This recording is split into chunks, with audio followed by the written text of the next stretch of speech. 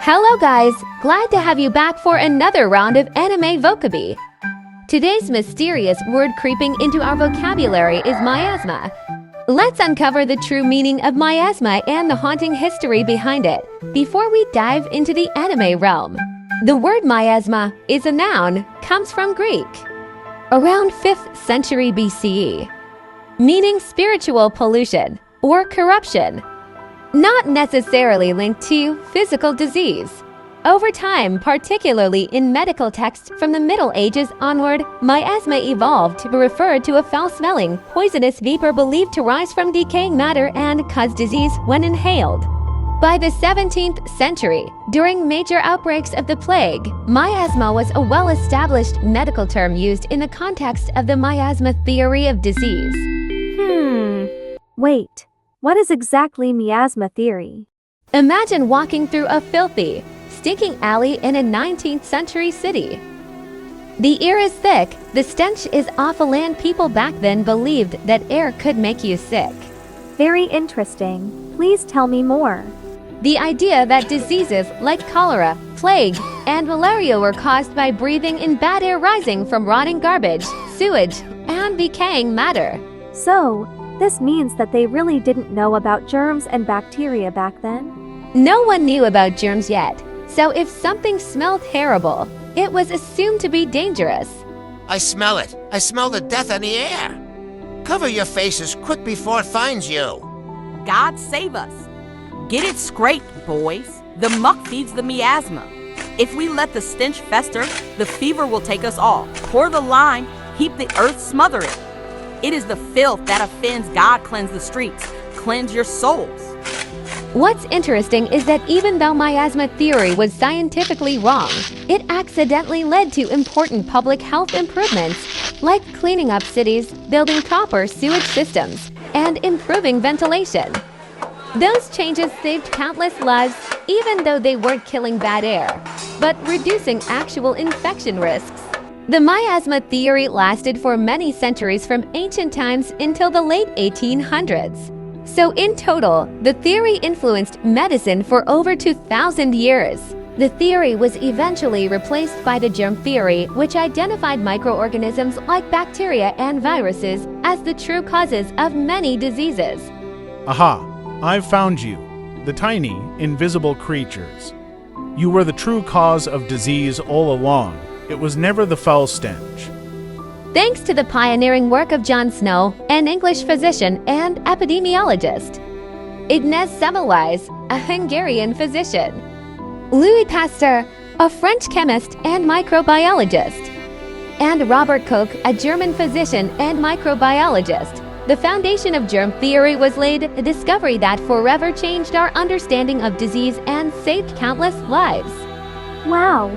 It's fascinating to learn how people back then understood the miasma theory and how it was eventually disproven. But is there anything even more exciting or surprising about it that we might have missed? Yes, definitely. There's one highlight we haven't touched on yet. Not only is the miasma theory interesting, but the miasma costume has also captured our attention. Is that so? I'd love to know what makes this costume intriguing. Miasma costumes became particularly prominent during the 17th and 18th centuries, especially during outbreaks of the plague and other infectious diseases. The most iconic of these costumes is the plague doctor costume, which was used in the 17th century. It featured a long overcoat made from waxed fabric to protect the wearer from contaminated air, a bird-like mask with a long, curved beak, which was often filled with sweet-smelling substances like herbs, flowers, or spices, as it was believed that the bad air could be counteracted by these smells. Gloves, boots, and a wide-brimmed hat to further protect against exposure.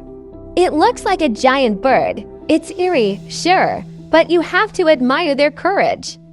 They face death with nothing but a mask and hope. Oh my! I had no idea how they even came up with this costume idea. It's honestly creepy and stunning at the same time. Also, I'm wondering, did the miasma mask make it hard for doctors to breathe? I mean, with that long beak stuffed full of herbs, flowers, and cloth, it must have been really difficult. That's a really good question. And honestly, yes, in a way, it could have made breathing harder. The materials inside the beak were meant to filter the bad air, but they also made it harder to breathe freely. Add to that the fact that the whole outfit was heavy, hot, stiff, and not breathable. It probably wasn't enough to fully suffocate most doctors, but they definitely would have felt smothered, exhausted, dizzy, and overheated, especially during long plague rounds. Some doctors may even have fainted or gotten sick from the outfit itself, though sadly, their biggest risk was still the plague. Wow. It's honestly terrifying to think about how the doctors managed to cope with those outfits while fighting the outbreak for such a long time. I'm incredibly grateful for their efforts and resilience. They were definitely the heroes of that time. Do they still have these costumes today? Yes, of course. While we now know that the miasma theory was incorrect and that germs or bacteria are the true causes of many diseases, these costumes have become symbols of early medical practices.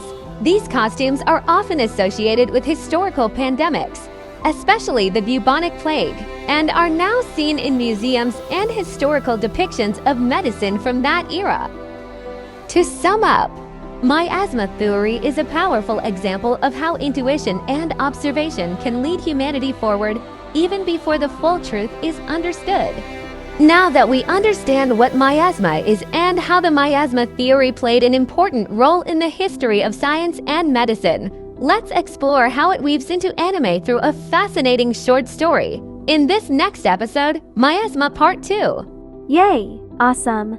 I can't wait for the next episode. See you soon again, everyone. Congratulations! You have acquired a new word of the day. Well done! Let's keep learning with us, Anime Vocabulary.